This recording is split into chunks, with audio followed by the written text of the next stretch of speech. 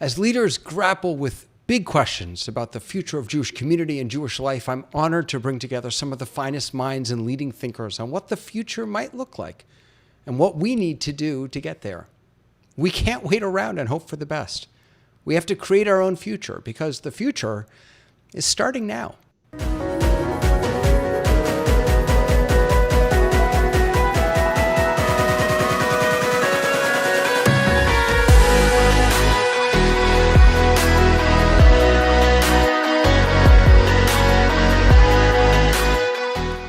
And oh, are you in for a treat? Because this week I'm honored to welcome Rabbi Dan Judson. Rabbi Judson was appointed Dean of the Rabbinical School at Hebrew College in 2018. Previously, he oversaw the Professional Development Program and served as the Placement Director for the Rabbinical School. He received his doctorate in Jewish history from Brandeis University, my alma mater, where his research focused on the history of American synagogue finances. And his book, Pennies for Heaven, A History of American Synagogues and Money, was published in 2018. Dan served on the national faculty of the Union for Reform Judaism, consulting to synagogues across the country on financial matters. His research on synagogues which have eliminated Jews was featured in the New York Times, the Boston Globe, NPR, the New York Jewish Week, and Reform Jewish Magazine. He was also, and this is how I know him, the rabbi of Temple Beth David in Canton, Mass. For 10 years. I was right down the road from him for those 10 years. And he co-authored during those years a number of books on Jewish ritual for Jewish Life's Publishing, including The Rituals and Practices of a Jewish Life, a handbook for personal spiritual renewal, and the Jewish Pregnancy Book, which I believe you did with your wife, didn't you? Yes. Yeah. Yes. A resource for the soul, body, and mind during pregnancy, birth, and the first 3 months. Hello, Rabbi Judson.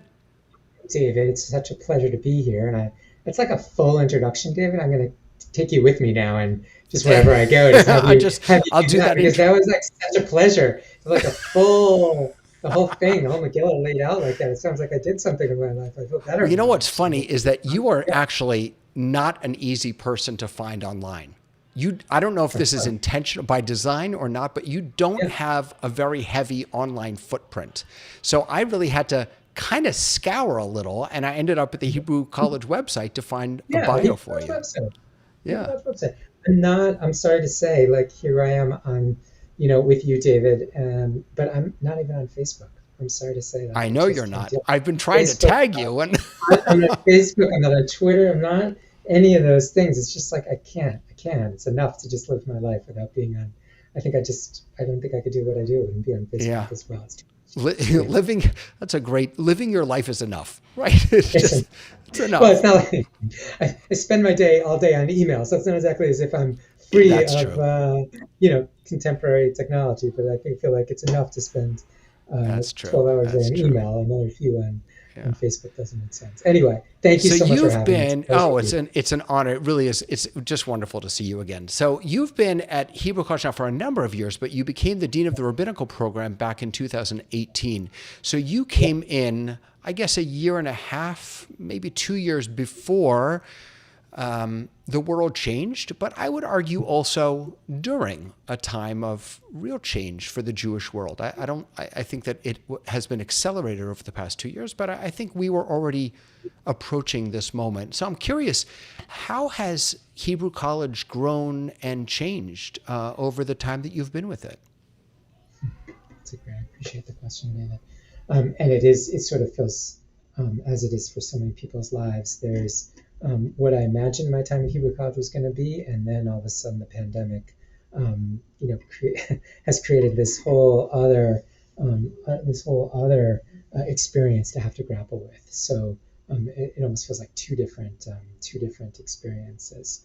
And in some ways, I want to say that one of the things that we've discovered, we spent, like everybody, immediately we went online. All of our classes went online, and all of last year, for the most part, we were online. We tried to have a few in-person classes, but we're basically online because even when we were in person, we had to be 6 feet apart and masked, and so we were ending up the only class space that could fit our classes was our cafeteria or our massive social hall, so it just felt very impersonal. But when coming into this year, and just interesting, what we decided, we have no online classes at all this year. All of our classes are totally in person, with just one exception amongst all of our classes. And the reason for that is we feel like we gained a tremendous amount of knowledge about how to teach on Zoom.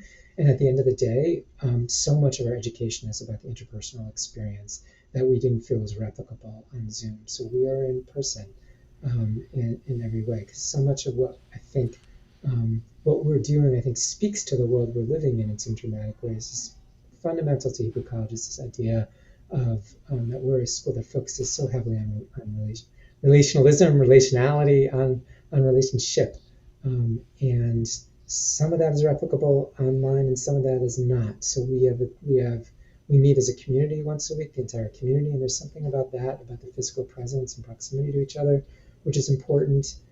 We have a reflection group where all of our students are have to be there.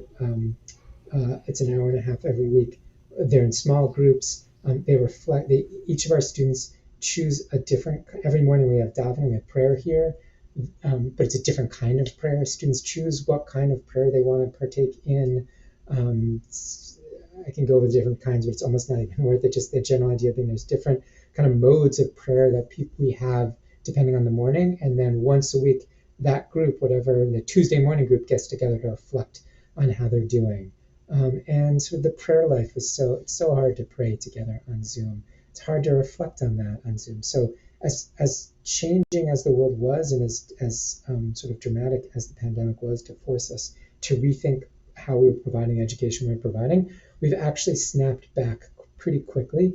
But I don't think it's out of some sort of fear of change or desperate desire to get back to normal as soon as possible. I actually think it's because we believe that the relational piece is so important, and that being physically and proximate to each other is so important, that we have to be together to do it. And if I can say one more, something else about that, David, is, I just to jump into the kind of where we are, and just sort of already push forward the conversation a little bit. At the beginning of the pandemic, I had a few people call me just because of all the work I do with synagogue finances. Different sort of Jewish newspapers called and said, basically, this is the end of synagogues, right? The pandemic is just going to, this is going to be the end. When we have a quote from you talking about how financially this is going to be the end of synagogues. And I said at the time, I don't think I'm any great, we just had a conversation, I'm a terrible prophet. I wouldn't be not be a good prophet for anybody, but I did have enough prophecy to say that I actually thought that synagogues were going to had the potential, the ones who kind of could figure out what they were doing, to come through the pandemic in a better place. And I think that was generally right. And the reason is, I think it called deeply upon relational skills to make it through the pandemic. People are obviously desperate to be in human connection with other people through Zoom, through whatever modality they could be. And it took rabbis and congregations who understood that deeply to meet their need. And I think those congregations did well. I mean, yes, I hear about congregations that are struggling. Absolutely. Pandemic was hard. People's spiritual lives, people's financial lives, I get that.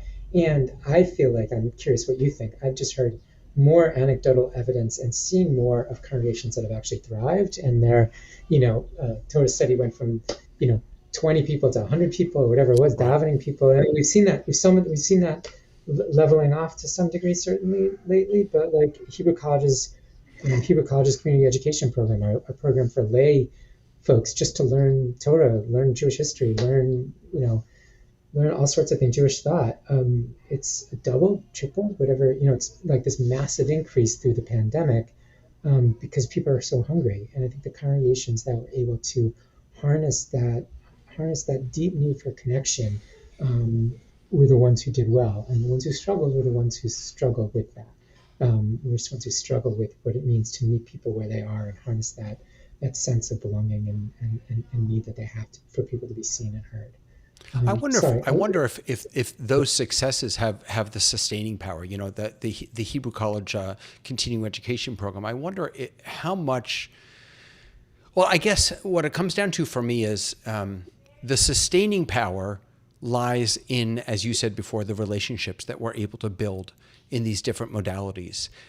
So if I've had a number of people talk to me about, and I've spoken quite a bit about, in digital space, and I don't want to just focus on the technology piece of it, but in digital space, you can't take what you do in a sanctuary and put it up on Zoom or YouTube. It has to be a different experience. And I hope that we can learn from the different experiences that we're creating and bring some of that back into our sanctuaries, because I would argue that what we've been doing in our sanctuaries hasn't necessarily been the best that we can offer. It's so funny, David, you're saying that, because and I think it's true. I think it's very thought. I think you're right. And I just was having a conversation with one of my students, who I said, look, we spent last year on Zoom, and it was good, but it was, it was it was good. It wasn't as good as we can be in person. And they jumped in and pushed back and said, no, for some students, actually, because it forced the faculty who took the teaching online, who took that challenge with real seriousness, they slimmed down their classes, they focused their classes, they didn't allow themselves to get caught in the sort of traps of, forgive me, David, what's the word, where you get digressions. That was ironic. They matched their teaching to the mode, and this student was saying it was the best year of learning of their life. And They don't love being back in person, because teachers are they're not as focused, they're not as sharp. Our classes are back to being an hour and a half, or in some classes 2 hours long. Teachers allow themselves the possibility of digression.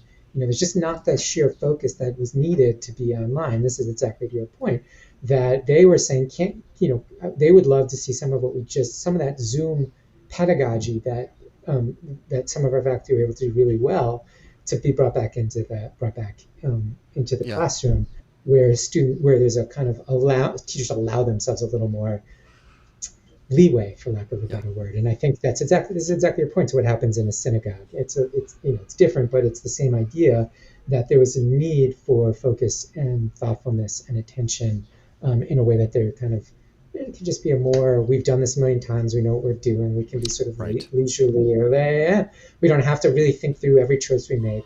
But on Zoom, you really need to think through every choice you make, or it's going to be painful. You really need to, because you don't have the physical connection. Absolutely. Because you don't have the physical connection, you need to be just really, I think this is what you're pointing to, you need to be on it. You need to be thoughtful and on it, and everything needs to kind of snap, but it needs to really sparkle in its own particular way. And you can be, the word flabbier, that's not the right word, but you can just be looser and and that's not necessarily a good thing. So I do think that I do 100% agree, there's a way in which the focus of being online can be brought back and needs to be brought back, so that we can be we can be providing the best possible experience for people. I still, at the end of the day, that I do think that the digital experience has its limitations. I don't think you absolutely. Of course. Limitations. It's a question about how do you bring in what you're saying. I totally agree. How do you bring in what we've learned from the online experience back into the in-person experience to raise that quality up? 100% agree. 100%. So I'm curious about you're the guy who's training rabbis. You're the person who is teaching the next generation of Jewish leaders. And I'm curious, again, not just the past 2 years of the pandemic, but more broadly also, if you could reflect a little bit on how is that educational process changing? You and I went to school, 20 years ago, and my gut is that it's a completely different experience. 25? Oh my God. Yeah. Okay, sorry. Yeah. But my gut is that it's probably a completely different experience, because the requirements that rabbis and cantors and educators have, or that maybe that we, the Jewish community, put on them, are so very different than they used to be. It's interesting. It's a little hard for me to answer that question, sort of apples to apples, because the entire seminary to which I'm now sort of helping to run didn't exist when I went to rabbinical school. Fair enough. So, in fact, you want to know something? Now, so I'll tell you something. Who the first president was? Who's the first president of Hebrew College? I'm forgetting his name. No, it's a 100-year anniversary. I mean, the first president from 1971. No, sorry, of the rabbinical program. The rabbinical program. So where I'm just David blanking. Gordis, sorry, David Right, Gordis started David the program. Gordis. So Yeah, I was living in Boston and I wanted to go to rabbinical school, and I remember I came to David Gordis. yeah, I think it was him, and I begged him because I had heard rumblings, maybe Hebrew College, and yeah. I said, please start a rabbinical program. I'll jump through any hoop you want. I'll do anything you want. Please, please.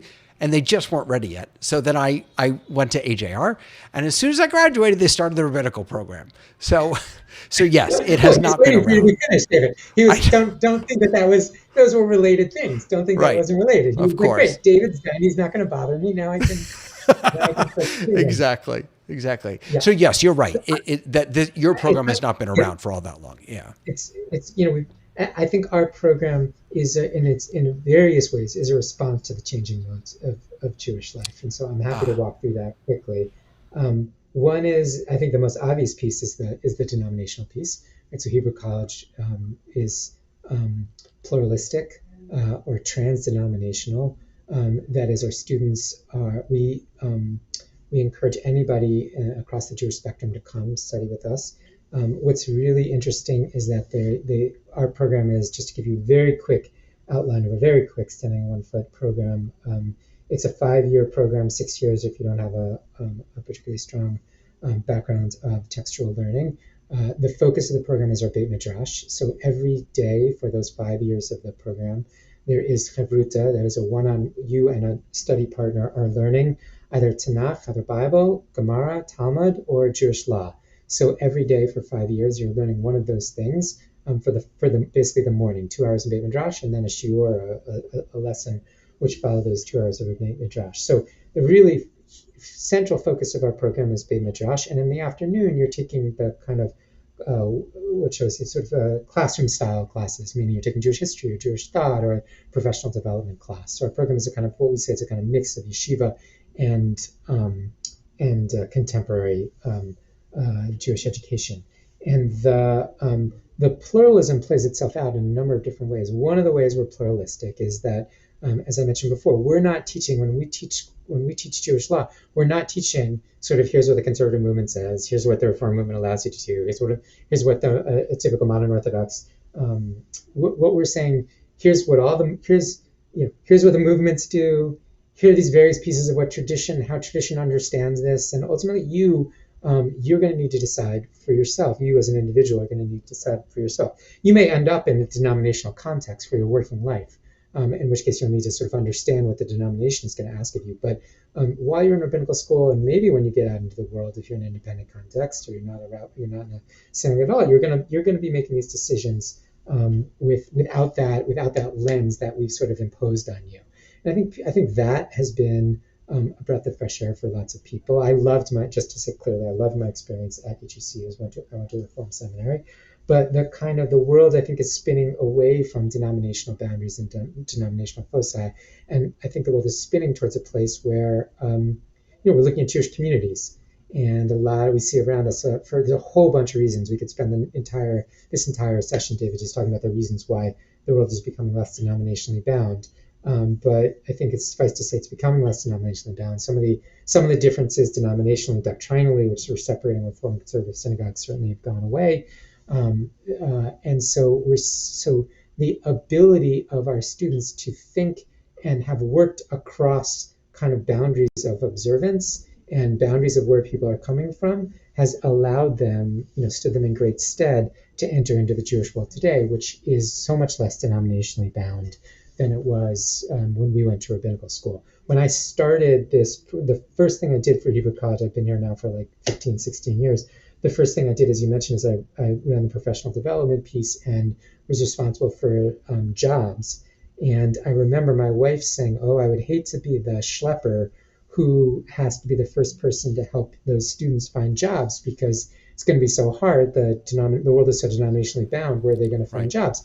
Turns out it's really not been. I mean, it's still an issue. It's still an issue. There's still jobs that are only for conservative rabbis, only for reform rabbis. Totally makes sense to me.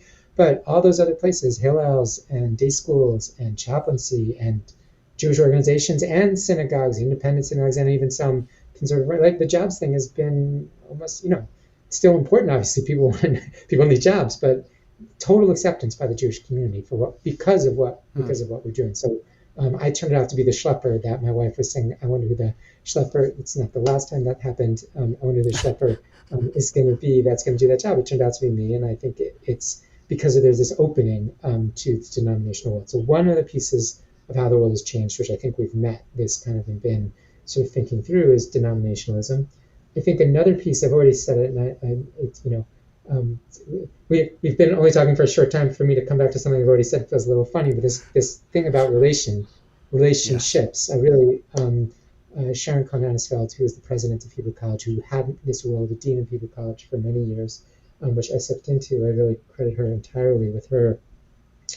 Her real sense was that, unlike, I feel like when I went to rabbinical school, again, I had a great experience in rabbinical school, but could I say I was fundamentally seen by the faculty? Could I say I was fundamentally understood? I was fundamentally known, like what my neshama was about, what I was about? No. I don't hold any animus. I don't blame them. That's just called graduate school. It's just, you don't expect your professors to necessarily hold you, know you, understand who you are, and what makes you tick. We're that's not us. Unlike what I went to rabbinical school, like we make an effort to know our students. That's not just a kind of thing we say. Like there's a real emphasis, and students are sometimes surprised. Sometimes they're unhappily surprised that we care about what they're doing outside of the classroom. We're not the police. We're not sort of looking in on their Shabbos observe. We're an open place. People have a wide variety of observance, but we want to know that they care and how they're thinking about their spiritual life. We want to know what they're thinking about their observance. We want to know where they're davening, not in a police way, but in a way that says, like, we care about you. We care about your spiritual life. We believe that rabbis should be spiritual seekers. And this is Art Green's vision. Rabbis themselves should be spiritual seekers. They shouldn't be sort of professionals running they should be professional, but they shouldn't be kind of the professionalism of running a synagogue should not get in the way of the fact that this is ultimately their own spiritual search is important, because that's going to be a guiding light to other people's spiritual search. I was just going to say, I imagine the hope is that they then care about the people that they're serving. They care 100%. About the 100%. Spiritual journeys of their flock. Exactly. That flock that's exactly the point. We're modeling that executive. We're trying to model that relational behavior, and hoping that our students then carry that on, and we trust that they will. But I think that's a I don't know about a sea change, but it's a difference than when you and I went to rabbinical school 20 years ago. And I think the other, for me, this is just because I went to. For me, I think the way. Sorry, David. Let me say this thought clearly. I oversee an institution, or help to oversee an institution that cares deeply about the Jewish textual tradition, and where the question of feeling at home in Jewish sources is also front and central, is different. Now that some schools did 25 years ago, that was essential to some schools as well. So I don't want to say that that's a new thing, but the way in which I want to say that the kind of desire to feel at home might be a little bit new. That we have just to be specific, what I'm thinking about is one of our biggest feeders to rabbinical school is Svara. Has B'nai been on your program? David, do you know what I'm talking about? No, not yet. But now. Oh yeah. So Svara it's in Chicago. B'nai Lappi started it. She's a genius. It is specifically for queer folks to come learn Gemara, and she's a genius. I think she's one of the most thoughtful and talented and creative Jewish thinkers today. And what she created, it's for lay folks. They're not studying to be rabbis. They have queer Talmud camp. They have queer Talmud intensives. They have queer Talmud winter break. They do all of this is specifically a come learn Gemara in a queer setting. If you had said to me 20 years ago that that would be the biggest sort of feeder into rabbinical school, queer folks coming together to learn Talmud, I would have said, like, that doesn't sound right to me. But there's a sense in which she so totally understands this desire and hunger for an authentic experience of learning text deeply. And that Dafka, and I think for folks who've been shut out of that learning, that is the queer folks that she puts at the center of her experience, who were shut out traditionally of that kind of learning, for them to take ownership of that, is so powerful. And so I Mm. think we're seeing, for us, I feel like it's queer folks, but it's beyond just queer folks. It's everybody for whom, to some degree, have been shut out of that traditional learning because there's barriers. It's hard. It's hard to learn Aramaic. It's Yeah. hard to feel at home. It's hard to feel at home in these texts. And so, but there's such a great desire. So I want to say the at-homeness in Jewish texts is also something that is not wildly different from when we went to school 25 years ago, but has a different kind of flavor and importance, I think, to It's what we're doing.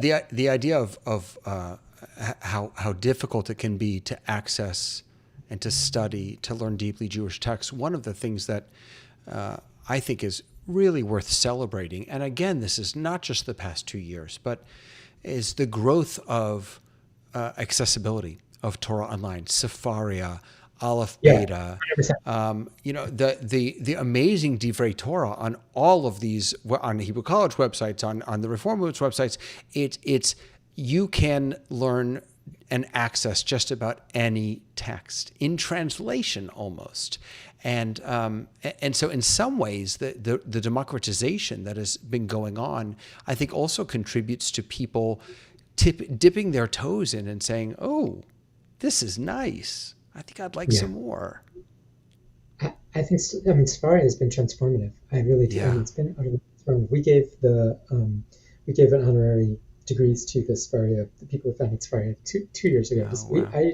It's been transform. It's been utterly transformative. I think, one of the other ways that this world is the democratization of learning is 100% correct. Also goes back to kind of the why we're coming to a less denominationally bound place. I often do this thought experiment with people I'm speaking to of if you were you and you had a child, if you were a parent of a child and that child was getting married, for example, and it was 1985 and you wanted to say something at your child's wedding, where would you go to figure out what would be a Jewish thing to say at a wedding? You would go to your rabbi, and your rabbi would pull off the shelf maybe resources on Jewish prayers to say at a wedding. Chances are those prayers might have been written and formulated by one of the denominations. Nowadays, when I ask people, well, do the same experiment if you were going to say something at your child's at a child's wedding, and you wanted to say a Jewish prayer, where would you go? Obviously, you just go online, and all of a sudden You Google it, right? you'd Google it, and you would come across all these lovely resources from, Ritual well from Ritual Well on the one yeah. hand, and Aish on the other. Yep. You might come across a Unitarian thing. I mean, you get into you get into all sorts of different ways that would really open people up, so that the movements have to figure out how they're going to do what they do in a different way, be the providers of those resources in a different way, because the democratization, as you said, of resources on the internet has done a bunch of things, one of which has pushed the world towards this sense of away from I think being denominationally bound in the same way. Yeah. So So done let lots me of it. yeah, so let me dig into that with you a little bit. Nowadays, because we've been able to do this for a while, but we have seemingly just discovered that I can learn anything from anyone, anywhere. What is the value proposition for synagogues, for community organizations of belonging, of membership, right? What does belonging mean in a 21st century Jewish community, you think? Yeah, David, good. Yeah, if I could answer that, David, do you think I'd be stepping around speaking with you here? I would be like going around like telling people this is what it means. I think we were already seeing, and this was part of my academic. This is part of the work I was doing before the pandemic. Was, as you mentioned, I was spending a lot of time with synagogues, encouraging them to rid themselves of dues, because I think dues are a problem. And there's a whole thing about that, which we can or cannot get into. But I just want to say it's interesting to hear you say Yeah. that, because when you first started talking about this stuff, Yeah. I don't remember hearing you say dues are a problem. I remember hearing you say, well, you could do it this way or you could do it this way. Yeah. Now it's Yeah. dues are a Dues are problem. problem. Yeah. Well, you say something long enough, and you convince yourself Yeah. of the rightness of it. Yeah. But also, when I was saying it before, I was saying it and sort of thought maybe I was right, but then had the opportunity to do a lot of research and discovered, lo and behold, I think I was right. And not just clearly not just me, but lots of people who've been thinking along these lines. Jews just they represent the wrong they represent the wrong value, as you said. What's the values proposition? They represent the wrong values proposition. They fundamentally create the impression that what it means to belong to a synagogue is is primarily about money, and they're clearly a barrier to entry, and it's just not in keeping with the contemporary zeitgeist, I think, of how people think about religious communities, what they want to get out of religious communities, and so I think that they're a problem. They're not the only problem the Jewish community faces by any means in synagogue space, but I think they are a problem. And at this point, I've been able to study, so many synagogues which have gotten rid of dues and have been just fine after a lot of anxiety about whether it was the right thing to do. I appreciate you putting up my book. This actually is not really in my book, though. My book, I want to encourage anybody who cares about Jewish history and American synagogues to read my book. The one review said, I was so surprised it was actually entertaining, which I liked. I liked that review, but this business about getting rid of dues, is there's this. Google my last name Judson and Synergy Synergy, and I wrote 2 reports for UJA Federation, which are available online for anybody. Synergy no longer exists; it's part of UJA Federation, and they kind of had to fold that part of what they were doing, but it's still online available, where I researched 50 synagogues that had gotten rid of dues. This is now 4 years ago, 5 years ago. I researched 50 synagogues that had gotten rid of dues, and the results were entirely encouraging. Just the quick example I give is, yeah, exactly, David, thank you so much. Thank you. The thing that I would say is, I asked very simply, and I've got all sorts of statistics you can see in this if you wanna download it. But just at the simple level, I asked whoever I was speaking with. So of these synagogues, if I was either speaking with the treasurer or the president, basically, whoever I was speaking with, I'd say, on a scale of 1 to 5, this sounds so simple, but I was speaking with one of my friends who's a professor of statistics, who said, when you're doing this study, you need some question like this, which you can just ask simply, that cuts across all the categories of synagogues you're going to talk to. So it's pretty simple. I just asked someone on a scale of 0 to 5, did moving away from dues do what you wanted it to do? Do you feel like it changed for the better the financial and cultural framework for your synagogue? And of the synagogues that I asked that question to, the answer was something like 4.3. In other words, out of 5, it was the 4.3 was the answer. Now, I always say when I tell that statistic, like, I was asking Jews to rate something who are loath to say anything was perfect, and people would say to me, "Well, I'm going to give it a 4," and they would say, "I would give it a 5, but Dan, I don't give anything a 5." So the positivity was overwhelming. Again and again, all the interviews. I mean, I have the statistics in terms of financing that did better and membership that did better. But really, I'd say more than anything, the cultural sense that the congregations had changed for the better was more than anything what I think what's important about the system of getting rid of dues. But all of which is to say, David, to your question about what membership means, is, in that space where you're sort of getting rid of dues, naturally the question becomes, well, how do you value membership? And what does membership mean? And Rabbi, I would actually argue that question is equally important when you have dues, because I think a number of people are saying, "What am I paying for?" Yeah, yep. There's no question. But it's I would say all the more so if you get rid of paying for something, then it certainly throws it open to, like, well, how do I value this? What do I give to this place? What is it? What am I supposed to give? Why do I give? If nobody's going to tell me what to do here, then, or nobody gives a value to say it's $2,700 to belong to this synagogue. Why? What you're sort of lost a little bit in terms of kind of create the sense of meaning around what membership gives you. But what I want to suggest is it's got to be in this world. We've got, we're clearly, I think, moving away from the sense of, um, there's kind of one size. We've got one list of people who are members of the synagogue, and they are all people who have paid $2,600 to the synagogue or gotten a relief of some sort, so they're paying a little less. Or they're the older, over 65 crowd, so they didn't have to pay. They paid half or something like that. And it's our one list, and that's what we're looking at. I don't think it can be that thing anymore.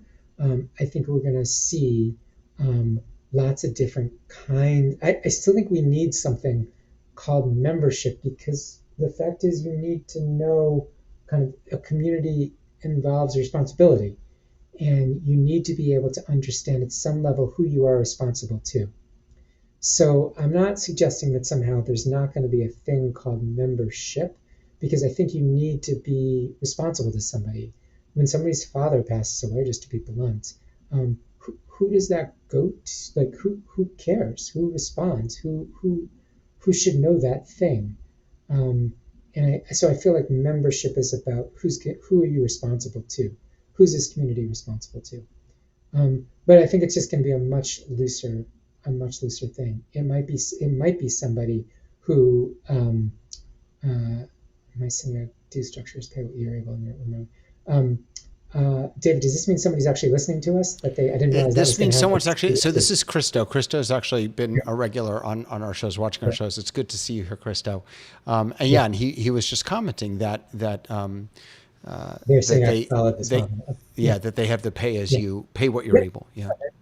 Well, sorry. So all I was going to say, David, is that I think there's going to be different variations, different variegations, whatever the right word is, different strata of membership that they're going to be treated equally. But what this means is that somebody's going to, you're going to have people who are members from California if your synagogue is in Boston, right? Massachusetts, and you're going to have members who are physically present. And you're going to have parents who are members of their children's synagogue in some way. And synagogues are going to be thoughtful and creative about creating structures to allow this membership to happen. And they're not going to push people away just because they're not willing to pay for $2,500 or sign up for dues relief, which nobody wants to do. They're going to be thoughtful about saying, oh, your children are, proximate to us. They're showing up in person, and you come, you zoom in to have Shabbos with them once every 6 months. Well, join us as well. Be a part of the synagogue in some way. You'll be a member, and we'll figure out what that means. So I don't have it all kind of clearly worked out, but I do know that it means that there's going to be a kind of much more openness around what membership means, and much more sense of creativity around the financials of that. And people are going to be as we see people. You hear about this all the time. I have any number of people who've told me that they're now going regularly to shul in Chicago or California, right, because that's where their child goes. Or on the case of, I want to hear David Paskin play music, man. I want to hear some singing on a Shabbos morning that I really like, but I live in Boston and David lives in Florida, so I'm gonna do this thing. I'm gonna tune in because that's where David Paskin is singing on Saturday. I want to hear Angela Warnick. I want to hear Angela Buchdahl, at Central Synagogue. I want to hear her sing. So I'm going to tune into them on Shabbos. Or, my people are in Philadelphia. I've got, for last Rosh Hashanah, my student, Ariel Fornari at Kol Tzedek in Philadelphia. I got to hear him give drashot and loved it. And so, gave and I think became I'm a member of like a shul in England. I'm a member of Israel. Like, it's because they've just worked it out now that I can just do these things that I want to be doing. So it's that kind of creativity and a more flexibility about what membership and openness means. I still ultimately think we're going to have this thing called membership because you just need to know who are the people on the list. But it's going to be a much more flexible and open-ended thing. Yeah, I also think that we're going to have to start thinking about, you mentioned before in-person or on Zoom. One of my pet peeves is that we talk about the people on Zoom not being in person. I think they're as in person as anyone. They're just not physically there. But I think that we're also going to have to start thinking about digital membership or digital partnership or however you want to imagine it. And as a corollary to that, how do synagogues, and not just synagogues, how do Jewish organizations support themselves in an environment, in this democratized environment where you can learn Torah anywhere, you can have a bar mitzvah done anywhere, you can, right? How do we, it all comes back to what is our value proposition, I think. All comes back to what are we offering that's unique, that's special, that's... David, I think you're not going to like my answer. People don't like my answer. It's very simple and straightforward. And there's only so many ways to do this. It's not like there's like a million different ways to fund something. You either start charging for things, which I think some people will end up doing. That is, I'm going to come to hear you play on Shabbos morning. Okay, great. So then the computer will note that I was there and then send me a bill later on. Pay for pray. Yeah. Or I want to learn with you. I want to learn Torah with you. Or I want to, I don't think that's the right way to go. There'll be people right, but there's only one other way to go, which is synagogues are gonna have to raise money in a way that they have not been before. Synagogues are by and large, with the exception of Chabad, synagogues in America are democratically based institutions, meaning they're broad based. They have a board of directors, and there's an ethos that everybody should pay something, which is all beautiful. I mean, I have no problems with that. The problem is that for so long synagogues, and I think when I say this, anybody's listening who's belonged to a synagogue will say, yeah, that's right. Synagogues spent so damn long that Mrs. Goldberg, who should have been paying $2,000, is only paying $1,200, and they would spend endless time like trying to get Mrs. Goldberg to pay that $800, or saying, oh, Mrs. Goldberg has time to go on vacation, but she can't pay the extra $800 to put her here she's asking for an appeal. It's all narishkeit. Like what synagogues need to do is, I'm sorry to say, is just join what every other nonprofit in America does, which is to really figure out how to be a thoughtful fundraiser. It is Chabad. It is what Chabad does. Chabad is not a democratically based organization, though. It's funded. It is sort of built around a kind of personality of a rabbi and who builds outward.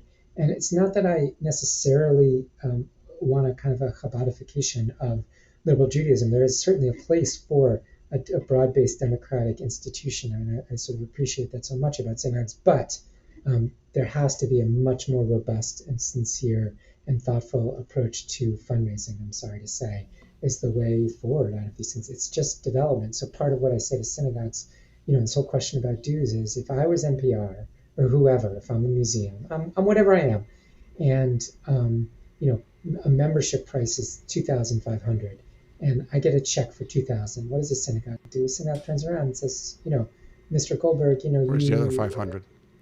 Where's the other 500? That's freaking crazy. Imagine if you were a museum and you got a check, or a hospital and you got a check for as a donation for $2,000, and you said, where's the other 500?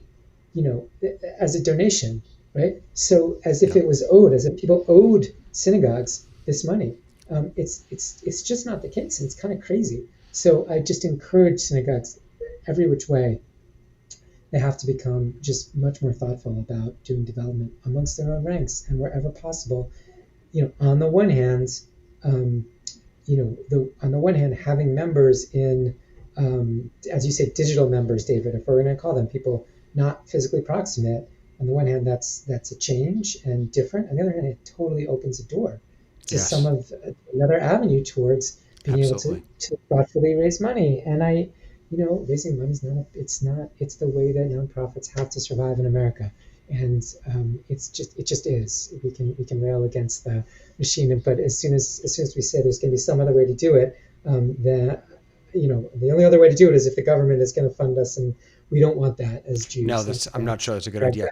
I want to be cognizant of your time. You're being so generous. I just want to ask you one other question, and it just builds on what you were just saying. I'm curious, how are you and Hebrew College helping your students to be prepared for this new world where they're going to have to be skilled fundraisers, and where they're going to have to be skilled managers, and sort of technical folks and all? How are you all getting that job done? Great, David. It's not like we prepare them in some deep way for development. That's not why they come to Hebrew College. But what you and I both know is that fundamental to development is the ability to build relationships. And just to go back to our previous conversation, what we're trying to do is... I was just going to say, we've come full circle. There we go. Full circle. We're modeling relationships. And also want to say, interestingly, David, I was just saying this I was having a different conversation earlier. Um, um, um, Less than half of my graduates now, we just did a study of our alumni, less than half of our alumni, 45% of our alumni are in congregations. One of the other ways that I think Hebrew College is sort of thinking about the future is rabbis are like they're in congregations. That's 45% is Yep. still a lot. So the single biggest section of whatever anybody's doing, but it's less than half. So less Mm. than half of the people. What we're training them to do is also to become chaplains. We're also training them to work in organizations, social justice organizations, JCRCs, federations. Like we're pushing all of that because we just see that as also part of the Jewish future, that rabbis are doing more and more things. Day school, clearly, Hillel, obviously. All of these are places for our graduates. So I don't think it's unusual. I would imagine I'd actually been meaning to ask my colleagues at JTS and HUC if they're seeing something similar, but this is the lowest number that I've seen in the time I've been at Hebrew College, and I only see it pretty much as a kind of continuing trend of less rabbis entering the pulpit. I think that actually is a good thing for pulpits and rabbis. We're diversifying the field of what rabbis can do, which I think the rabbis want, but it also means that there's maybe not as much pressure on congregations to be able to, as many congregations to survive in terms of providing a place for all these rabbis who are Mm. entering into the world. So I think that I think it's not a terrible thing that there's less rabbis who want to go into congregations. It's only those then who really have a taste for it and who really understand it and are really willing to do the work, both pastorally, relationally, non-profitly, developmentally, totally, whatever word we're going to use. The ones who really want to be in it and are willing to do the work are the ones who are going to be in it. I would just as an aside, I would argue that one of the strongest arguments to go into congregational work is that as a rabbi, that's where you get paid the most. If you're doing education or chaplaincy, for better or worse, synagogues I think have paid the best in this line of work. Is true. There's no Yeah. question that that is true. I think that that number of 45% then just bespeaks the fact that people coming to rabbinical school are looking for, and not surprisingly, though, they're looking for something else beyond what's the most remunerative. Some of them have no Yeah. choice because of loans. As we know, some of them have no choice. They must go into congregational life because the loans. It's not cheap to come to Hebrew College. It wasn't cheap for them to go to undergrad, and so Right. loans are amazing. Although we do a lot.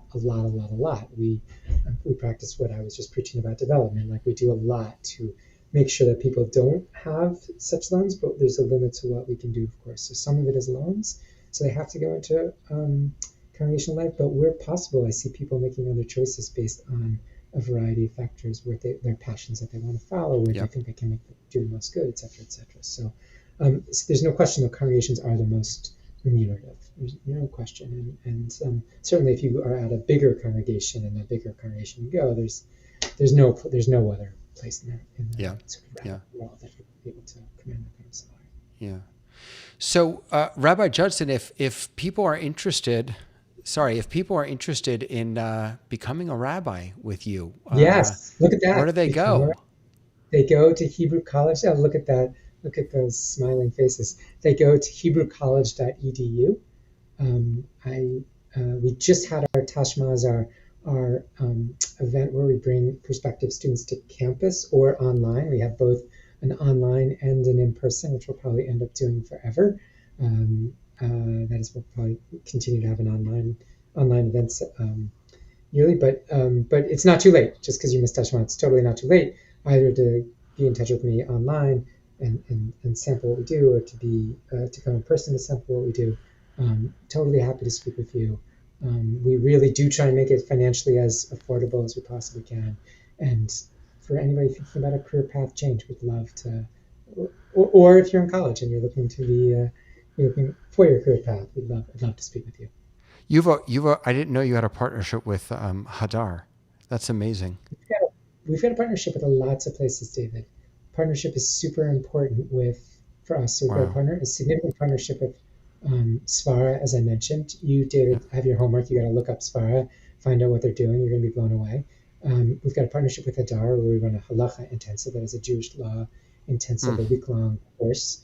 We've got a partnership with Hartman. That is, we're consistently thinking with them about how we do Israel programming. We're trying to do a lot of partnerships with a lot of different organizations. That's what it means to be in the Jewish world. If I can say one more thing, David, we're moving our campus to a different part of Newton. We're moving from Newton to Newton, but our new campus that we're moving to is the reason I just want to say it is sort of this model as well. We're moving in with a synagogue, but also moving in with we're building a building attached to a synagogue. So Hebrew College is going to be we're creating a campus, a Jewish campus of Hebrew College, a synagogue, a Jewish Women's Archive are going to be there. Keshet, which is the national LGBTQ organization, is going to be there. Kasher, which is an after-school Hebrew-oriented program. It shares a parking lot with Mayim Chaim, which is the mikveh. J Arts, which is a local Jewish cultural organization. We're this whole sharing, creating resources. The Jewish world needs to, stop utilizing so many resources. So it needs to share resources. Yeah. We're trying to live out that model as well. So that's amazing. One of my other questions we didn't get to is how can we be more collaborative instead of competing so much? We're not competing for the same that campus. That's it reminds me of isn't it in North Carolina, Shalom Park, I think, where there are all the synagogues around. Yeah, this one central place. Yeah. David, you and I did this when we were rabbis in the same town, man. Absolutely. It was just like we had the shared high school program. Absolutely. Yeah. And services together was like, what are we doing here? Really, we're gonna have either we can foster a sense of competition, which is bad, or we can say what's best for the Jewish people here, because ultimately that is what's bad. Like the Jewish people getting better is more for the Jewish people is ultimately better for each of us. I believe that, since you and I both looked much younger than we do now, which is a long time ago when we were both rabbis in the same community, and we said to each other, there's no reason to compete here. Yeah. Dan, what an honor. I mean, I am so grateful for your time, and just thank you so much for everything you're doing. Really just wonderful. And I want to thank all of our friends who are watching now and in the future. You can watch all these episodes at TorahTechGuide.tv. Next week, I'm going to be taking that Monday off as a long Thanksgiving weekend. Then we're going to come back with Dr. Ora Horn-Prauser from my alma mater, the Academy for Jewish Religion, a former teacher at JTS, really just a wonderful, wonderful teacher and thinker. But until then, thank you to Rabbi Dan. Thank you to all of you. Have a wonderful rest of the day. Bye, guys.